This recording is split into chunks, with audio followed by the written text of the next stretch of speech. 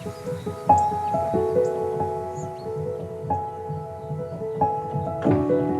quite reserved as a person, so she wouldn't give a lot of energy, but the energy that she would give would always be positive energy. No matter what I did that I'd be ashamed of, I was always worried what Nanny would think, and she'd just look at me and go, "Don't worry about it, pet." She said, "It's life." No matter what I did or how I was, Nanny always seen the good side. She always believed in people.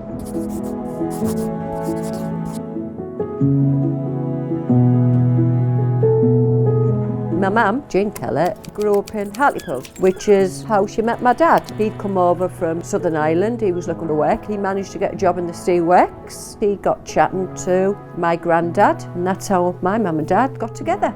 She got married the 6th of August, 1960. Bridesmaid was Mrs. Iris Martin, Elaine Oliphant and Carol Stokel, and best man was John Collett. One of you two went over that and the scribble on it. It wasn't us. And there's Nanny with Grandad. Grandad actually looks quite slim on there. Not to get left on the shelf.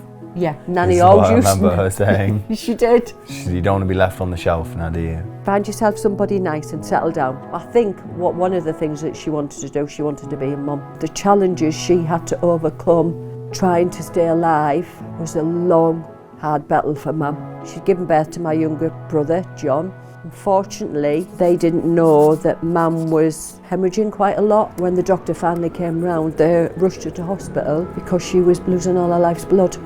She would get better and then she would go back downhill again. She actually did pass, and they brought her back.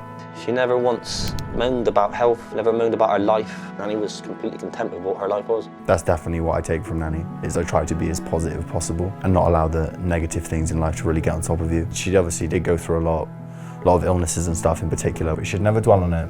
She would always just be happy with the fact that she woke up every morning, and that was enough. Even if it was just sitting in the armchair watching Cash in the Attic, she's just happy that she woke up that morning. Cash in the Attic. This is the show that helps you find the hidden treasure in your home. And they filmed it in the talk show. I feel like this is like one of those big family mysteries. So Nanny and Grandad used to live on a farm in Ireland. And one day they just picked up everything and left. Why was it they left Ireland? Because they left in this absolute frenzy. Like, what happened here? What led you guys to just like flee the country? Years later we went back and we saw the house that they used to live in. It was so weird. And they're like, here's our derelict house that we left here. We never really got a proper answer from Nanny or Grandad about that, but I imagine there's a story to it. So it was Grandad's beliefs why they left political business with the IRA. Some of us think Grandad made some enemies in the IRA. Some of us think he was part of the IRA. I think there was a little bit of conflict when they were going out one day, and I think it scared me mum. I still just think that Grandad just pissed off the Irish government, to be honest.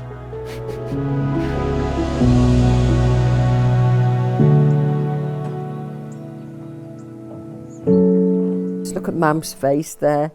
She looks rather shy there, doesn't she? She definitely loved going to car boots, loved the bargain. Kind of just an every weekend thing was going on adventures with them to car boot sales to see what Grandad could haggle. Never forget the day Nanny would have been walking down a village and they were going to do one of their car boots one day just randomly, and someone snapped a photo of her, and then she went back the year later and seen herself on a postcard. It was always framed in the house. That was like Nanny claimed to fame, I suppose. I felt like she was always one of those people that had this kind of like lust for travel, and maybe she was kind of born in the wrong time, or of course all her many health problems kind of like stopped her from really achieving that goal. The only place that she ever travelled was Italy. Because she couldn't fly, they took a coach down there. She wanted to be somewhere and she went and did it. It's just something she wanted to do, she'd get it done. We're going to Italy. I went, no you're not. You've never been out the country in your life. Yeah, we've got passports and we're going over to Italy, and I was so impressed. She always wanted to go to Amsterdam and see the tulips, but she never got to go. And that was sad.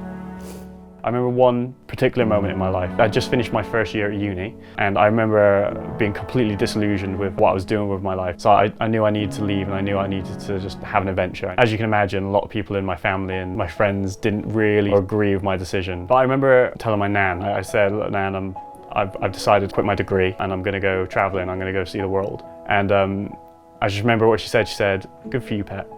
Bring us back a postcard. I really appreciate the way she responded there, because it gave me the confidence to go out and I suppose have an adventure and find what I wanted to do with my life, and that's because of her.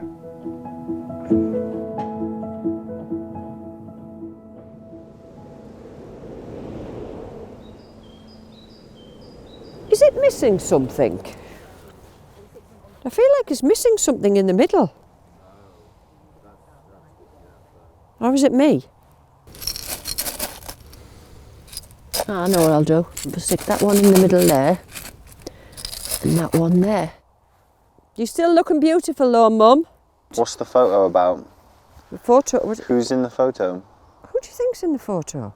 It's not me. Yes, it is you. You sat on Nanny's Is that me? knee. It's just me. It's going to be hard next year because it's 5 years since she's left us. But it's also going to be hard because it's going to be our 80th birthday. Sorry.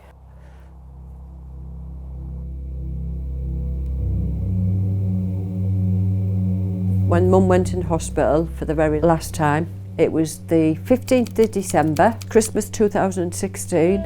We had the tree, everything was organised, and then everything just went out the window. The main concern was being there for Mum. For Mum to be in hospital over Christmas Day and New Year was very hard. Although she was so unwell in hospital, I've got one special memory. It was Christmas Eve. I came home and I got all my Christmas bits. I remember going back in the room with all the stuff, with my Christmas jacket on. Mum was drifting in and out of sleep. I made her room like Santa's grotto. I remember it was just coming up to midnight and Radio 2 was gone. Happy Christmas. Mum woke up and the Christmas tree was in front on the chair, and it was the first thing she saw, and she went, Christmas tree. Oh, thank you. And that's my last Christmas with Mum. That is just special to me and her. Drinking it in while I'm drifting away, breathing you out of my lungs. Up through the cosmos and out into space. You are my oxygen, but you're gone, gone, gone.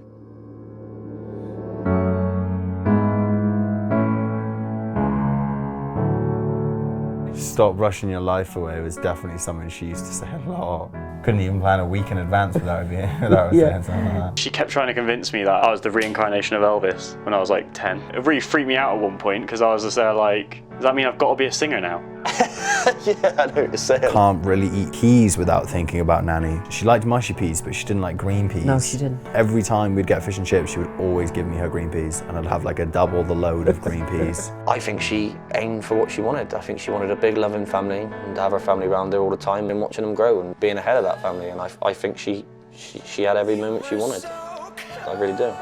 Mum's going to be 80 next year, and it would be my 60th. We can celebrate both together, and I will scatter our ashes with the tulips in Amsterdam.